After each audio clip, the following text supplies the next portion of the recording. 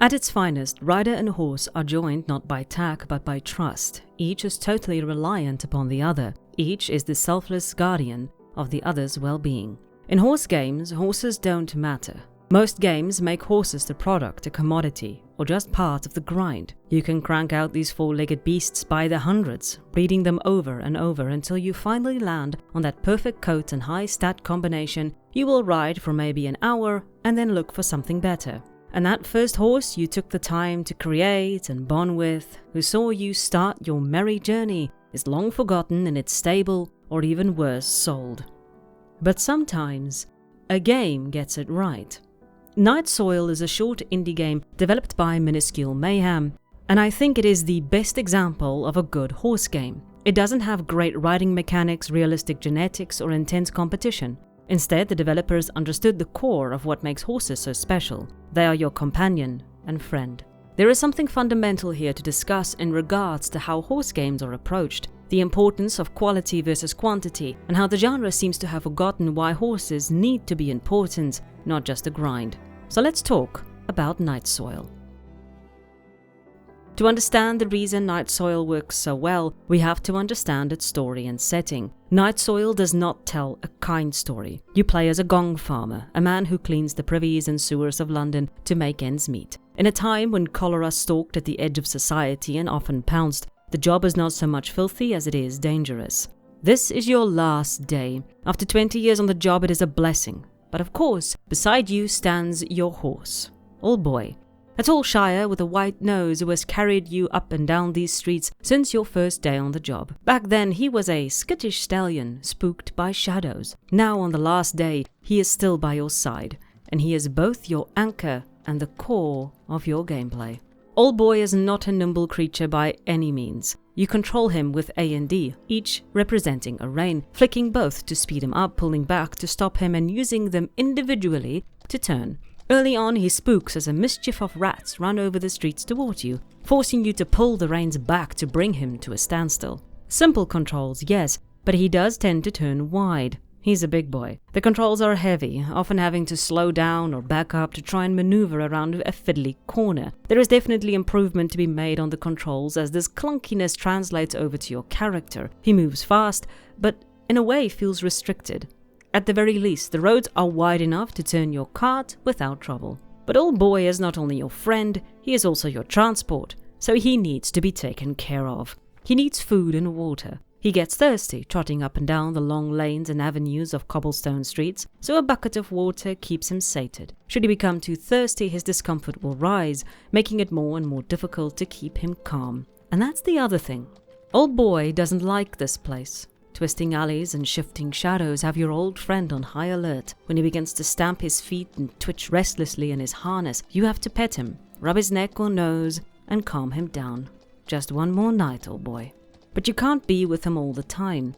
As a gong farmer, you delve into cesspit and sewer, taking you into labyrinths that get you turned around. Here, the smog of sewer and feces cloy at the throat. If you're not careful, it could suffocate you, bringing your final night to a dark and tragic end. But even more pressing in the street, Old Boy becomes restless when left alone. Without your steady presence, he begins to panic. You need to hurry back, lest your old friend bolt and leave you stranded. Crawling out of the muck, you find him startled, uneasy, jumping at shadows. And this leads us into the next part of gameplay. You have to calm him down by reading him.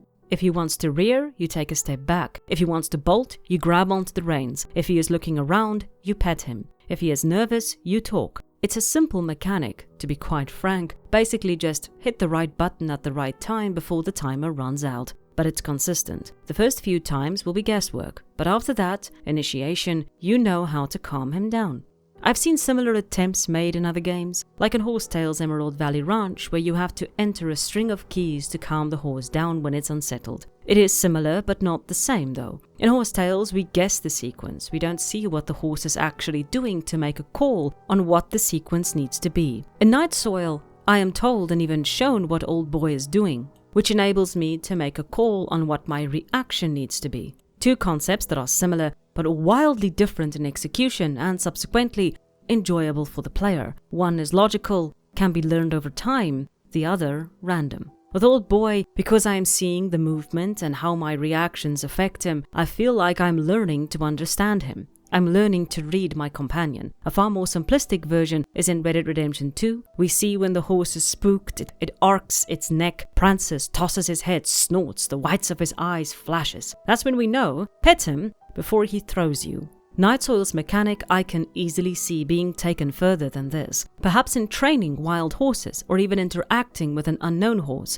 Learn what they need through animation and testing certain interactions. Simplistic, but can be excellent if executed correctly.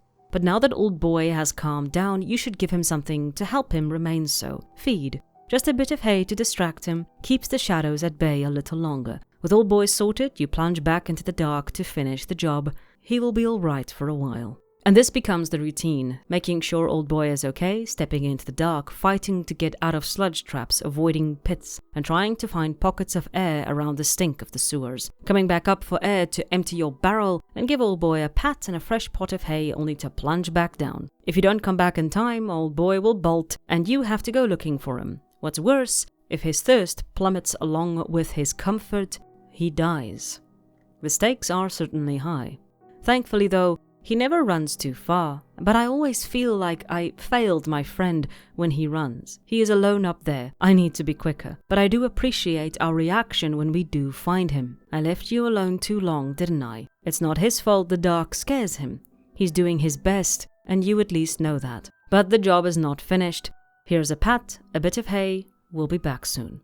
I can't say I liked exploring. Not because it was bad, but because the tunnels and atmosphere just felt oppressive and heavy. And the thought of walking around in that filth didn't sit right with me. I always felt like something was going to jump out at any moment. It never did. It is more telling, I think, the relief I experienced upon exiting, not only for being out of that horrible place, but for the chance of spending a bit of time with my friend. He settles something. Knowing that Old Boy is waiting for you, expecting you to return, makes the journey back exhausting, perhaps, frustrating, but in a way always rewarding.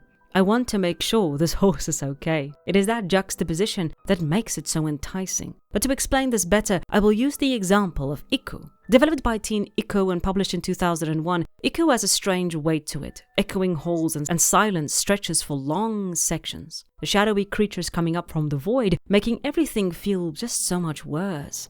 But then you find the save points. A little spot to sit down, where you can hold hands. The music here is such a contrast to the heavy silence of this temple that it feels like safety.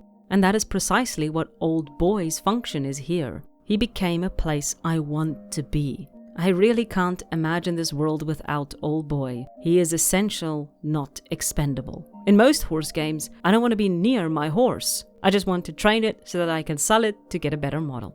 But the job is done. The final night is over and you and Old Boy can head out to wash off the grime one last time. In the morning you sit and stare out at the field, the horse is eating some grass, enjoying the sun. In your hand, a ticket taking you across the sea to a new life. It is a new start, away from this wretched place and its horrible memories. But your friend, your companion of 20 years, cannot come with you. I said earlier this is not a happy story. It was never supposed to be. Its skin is taut with pain and loss, but the bones are about a man who did a horrible job for 20 years and the old horse that stuck by him through it all.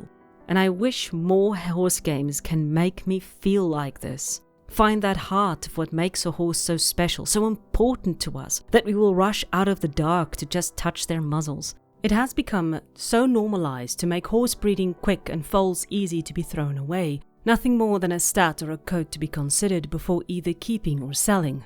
It misses the most fundamental core of why we love horses, what makes them important beyond their coat's beauty and ability, that bond. The love and companionship that sees us through battles and hardships we couldn't face otherwise. And I love this game for that. For understanding the value of a horse 100 times more than every ranch or breeding game ever conceived. Because horses have lost value in horse games. And really, when we think about it, it shouldn't be possible. Agro, who carried us through colossal battles. Epona, who stuck with us through our many adventures.